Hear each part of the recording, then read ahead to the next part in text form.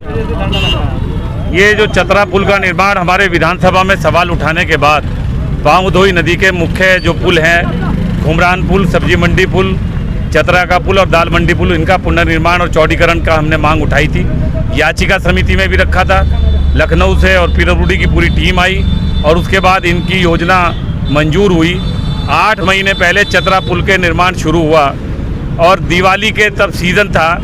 तमाम व्यापारियों ने और हमने कहा था कि दिवाली के बाद तोड़ देना, परंतु हिंदुओं के नाम पर सत्ता चलाने वाली मौजूदा भारतीय जनता पार्टी की सरकार ने दिवाली से चंद दिन पहले इस पुल को तोड़ दिया, जिससे व्यापारी और ग्राहकों का बहुत नुकसान हुआ।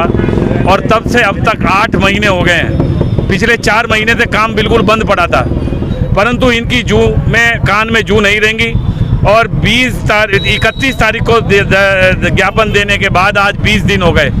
आज हमारे धरना देने के नोटिस देने के बाद कुछ मजदूर लगे हैं, नहीं तो कोई मजदूर नहीं लगे थे।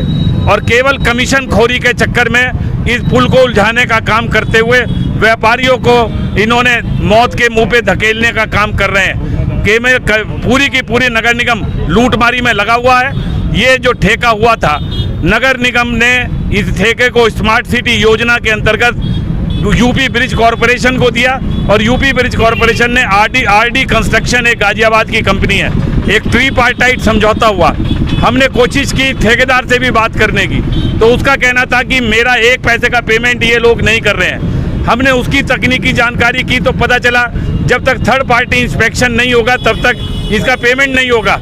और थर्ड पार्टी इंस्पेक्शन जिस भी संस्था को करना है उसे 2.5% चार्जेस, इंस्पेक्शन चार्जेस जब तक नगर निगम नहीं देगा तब तक वो इंस्पेक्शन करने नहीं आएगी।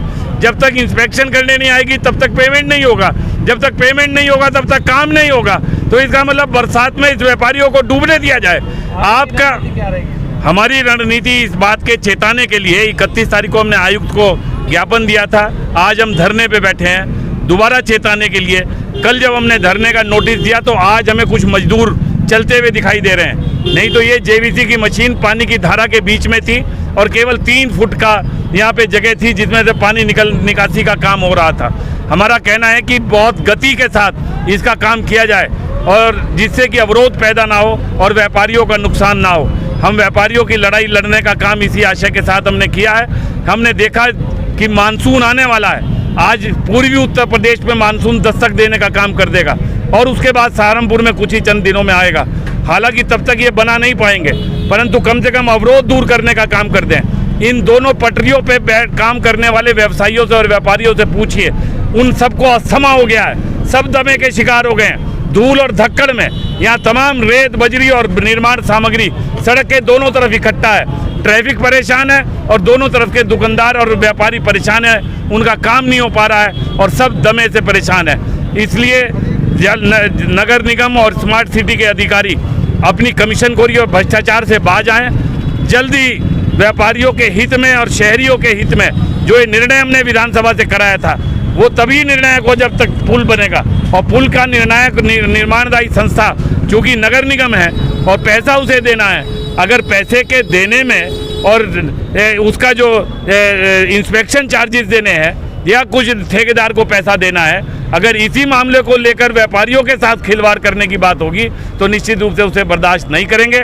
उसकी समाजवादी पार्टी कड़े शब्दों में निंदा करती है और हमने आज सचेत करने के लिए उन्हें ये धरना देने का काम किया है। अगर इसके बाद भी ये चेतने का काम नहीं किया तो उसके बाद हम और ज़्यादा बड़ा आंदोलन इसके लिए छेड़ने का काम करेंगे।